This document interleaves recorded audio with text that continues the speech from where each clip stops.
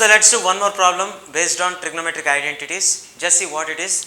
Here we need to prove that cos A by 1 minus tan A plus sin A by 1 minus cot A is equal to cos A plus sin A. So we need to take this LHS part and we need to obtain this RHS. Okay, take LHS first. LHS equal to what? Cos A by 1 minus tan A plus sin A by 1 minus cot A. Now we took it. Better we do one thing. Convert this entire expression into sin and cos terms. So to convert that, how can we write it? Tan A can be written as sin A by cos A, right? So let us write it down. Cos A by 1 minus tan A can be written as ratio of sin A to the cos A. That means sin A by cos A.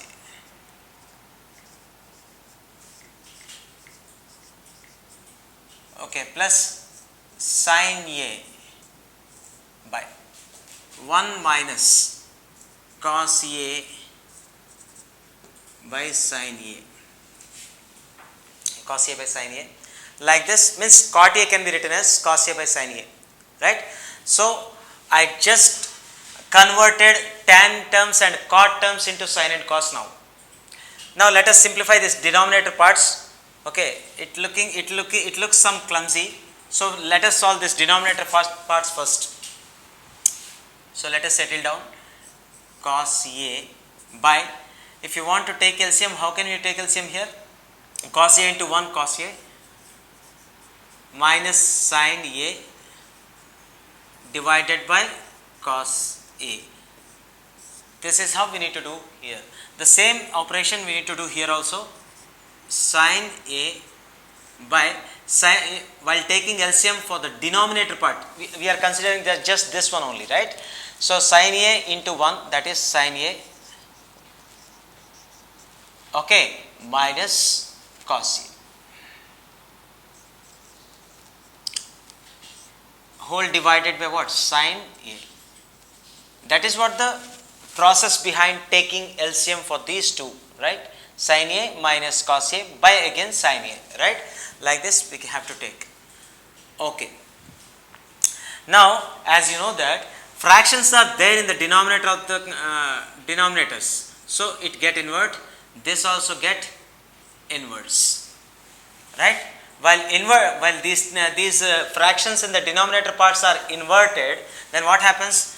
Cos A will be gone to the numerator part, so therefore cos A is multiplied to cos A, so we get cos square A by cos A minus sin A. Cos A minus sin A. Now again, while inverting this fraction, it will be multiplied. This sin A will multiply to sin A again, so we get sin square A by sin A minus cos A. Now how to solve the further step? Just see, here cos A minus sin A is there in the denominator part, and here sin A minus cos A is there in the denominator part. If you carefully observe, if you change the signs of the denominator part, okay, if you change the signs of each term of the denominator part, then they will become same. Okay, so better you do one thing. Here multiply and divide with minus 1 on both numerator and denominator. Then what happens here? Just see, I am multiplying with minus 1 and dividing also with minus 1, right? Minus 1. So what happens here? Just tell me. Cos square A by cos A minus sin A. Minus into plus here, upper part minus 1 is there now, so we can take here minus into plus, that is minus, and here sin square A is numerator part, and minus 1 into plus sin A, that would be minus sin A, minus into minus would be plus, that means plus cos A. So here plus cos A minus sin A, means symbols are changed. So now if you observe, here denominator parts are same. Both the denominators are same. So these are like fractions. We don't need to take the LCM in separately. So what can we do? we can write denominator cos A minus sin A. We can write this denominator as cos A minus sin A, and we can just write down the numerator part as cos square A, and symbol is minus sin square A, means cos square A minus sin square A. Understood? Here cos A minus sin A is a denominator part, and we can write numerators as it is with the connected symbol minus. Okay, so here cos square A minus sin square A we can write as it is. So it is almost simplified. Okay, we just came close to the required answer. Just we need to think a bit. Just see, cos square A minus sin square A. Again, this is in the form of what? A square minus b square. Okay, in the form of algebraic identity, that is a square minus b square. So it can be further splitted to a plus b into a minus b.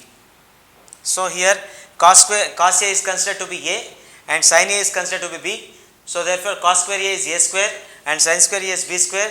So therefore a square minus b square, if you split that into factors, that can be splitted to a plus b, that means cos A plus sin A, and a minus b, cos A minus sin A. So let us write it down.